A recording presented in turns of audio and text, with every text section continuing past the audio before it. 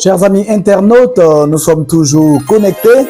Nous évoluons toujours vers la compréhension des thèmes qui vous permettent de bonifier votre activité physique et sportive. Nous sommes actuellement en train de traiter un thème important qui concerne les maladies chroniques non transmissibles et votre pratique d'une activité physique et sportive. Nous vous l'avons dit, les cibles de ces pages sport santé plus sont larges et aujourd'hui nous abordons un type spécifique de cibles dont les personnes qui sont atteintes d'une maladie chronique non transmissible. La première maladie que nous avons déjà abordée après les thèmes de définition, c'est l'asthme. Après avoir compris les quelques définitions et la compréhension du mode de fonctionnement de la maladie qu'est l'asthme, aujourd'hui, nous allons nous atteler à permettre aux uns et aux autres d'identifier une crise d'asthme afin que pour ceux qui le peuvent, l'assistance dont ils peuvent faire bénéficier ces personnes pratiquant une activité physique sportive en train de faire de l'asthme soit vraiment une assistance de pointe parce que l'identification de la maladie sera effective.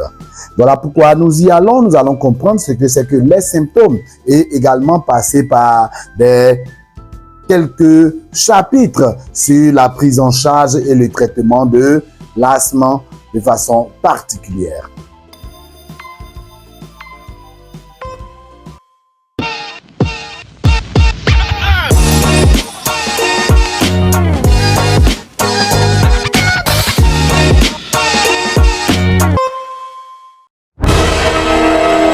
Top, c'est parti.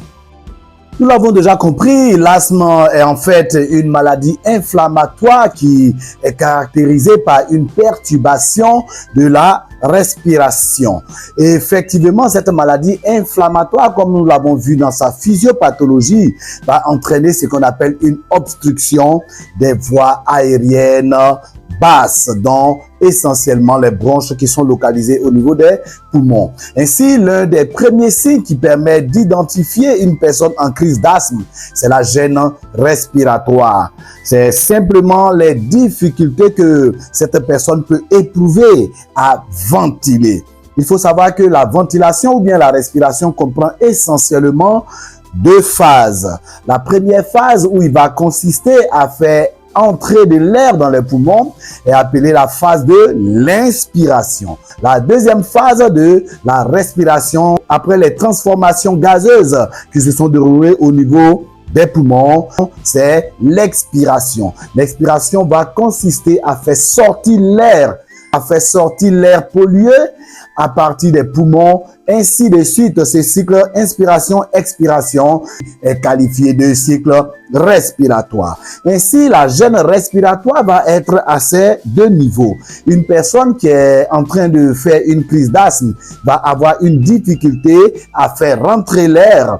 Ainsi donc, il va avoir des sifflements au niveau de l'inspiration. Cela peut s'expliquer par le fait que la lumière canalaire de la bronche qui a été obstruée par l'inflammation de l'épithélium bronchique va entraîner un canal très réduit au travers duquel l'air inspiré doit entrer avec une certaine intensité, frappant les parois de la bronche rétrécie, va entraîner ce qu'on appelle le sifflement. À l'opposé, l'expiration va être bruyante parce que cette expiration va être difficile. Il s'agit ainsi de forcer pour faire sortir l'air des poumons et l'air des bronches, alors que ces bronches ont un diamètre qui a été réduit par l'inflammation. Ainsi donc, le sifflement, les difficultés respiratoires, le bruit intense que la respiration va entraîner lors de la crise d'asthme peut être appelé les bruits du pigeonnier. C'est-à-dire, vous imaginez des pigeons en cage en train de roucouler, en train de mettre de sons bruyants. Cette crise d'asthme ressemble tristement à ces bruits du pigeonnier qui permettent de caractériser effectivement l'asthme. Il est important déjà dans le milieu sportif d'identifier effectivement une crise d'asthme à partir de ce premier signe. Parce que ce qu'on peut appeler en médecine le diagnostic différentiel est un diagnostic qui permet de faire la différence entre ce qui n'est pas la maladie dont on parle et des manifestations qui peuvent s'apparenter aux mêmes manifestations que cette maladie dont on parle. Ainsi donc, en plus de la gêne respiratoire, il faut veiller à observer effectivement au niveau de cette personne ce qu'on appelle une oppression au niveau de la cage thoracique. Ainsi, cela va se manifester par une vive douleur au niveau de la poitrine. Vous sentirez qu'une personne qui est en train de faire une crise d'asthme va le plus souvent se tenir la poitrine parce qu'il y a une difficulté réelle à pouvoir faire entrer et faire sortir l'air des poumons. Cela va s'accompagner également de certains signes de toux, ou bien également la crise même d'asthme peut être précédée par des séquences de toux qui vont initier ou bien aggraver la crise asthmatique. Cette oppression accompagnée de toux permet d'avoir malheureusement ce qu'on peut appeler des sensations d'essoufflement au niveau de la personne qui est en train de développer cette crise d'asthme. Cette sensation d'essoufflement se qualifie en termes simples par un manque d'air, comme si la personne qui était en train de faire la crise d'asthme avait des difficultés à obtenir l'air dont elle a besoin pour pouvoir ventiler de façon normale. Cet essoufflement est un signe également distinctif d'une crise d'asthme. Cette crise doit être différenciée de d'autres crises convulsives qui malheureusement peuvent s'apparenter à des crises d'asthme en milieu sportif, mais dénudées de ces deux premiers signes dont nous avons parlé, la gêne respiratoire et également la toux ou l'oppression au niveau de la cage thoracique. Ce qui est fondamental de comprendre également, c'est que la crise d'asthme dans ces symptômes n'a pas une évolution linéaire. Cela signifie quoi de façon concrète? Il ne faudrait pas assimiler des signes spécifiques d'un malade asthmatique à un autre. Cette variation, ce mélange, ces quelques différences de signes d'un malade à un autre est typique de la crise asthmatique. Ainsi donc, la crise asthmatique va se développer de façon variable en termes d'intensité, de façon variable en termes de durée. Également, certaines crises d'asthme peuvent partir et durer quelques minutes, tandis que d'autres, dans des phases un peu plus intenses, peuvent aller au-delà de plusieurs quarts d'heure, voire des heures. Et cela va nécessiter, dans les cas les plus complexes, malheureusement, une évacuation en milieu hospitalier en vue d'une prise en charge un peu plus profonde. Mais à ce niveau, nous allons nous limiter simplement à une crise d'asthme dont la gestion peut être basique et permettre la poursuite d'une activité physique et sportive en cours.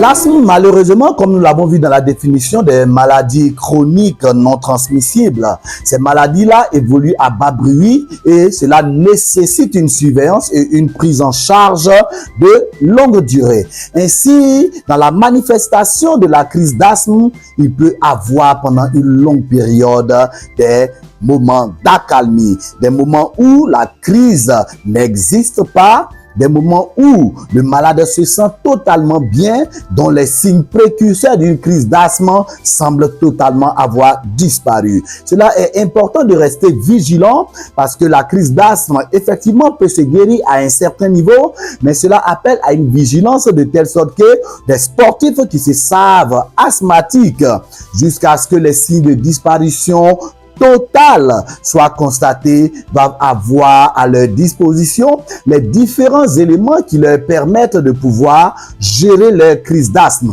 Voilà, chers amis internautes, chers amis sportifs, comme nous l'avons dit, l'objectif n'est pas de rentrer dans un traitement médical de haut niveau, mais c'est quelques informations décortiquées et rendues digestes pour vous, vous permettront à un degré moindre de pouvoir prendre les précautions et de pouvoir surgérer quelques pistes de prise en charge en cas d'un coéquipier, en cas d'un ami, en cas d'une personne autour de vous qui ferait une crise d'asthme.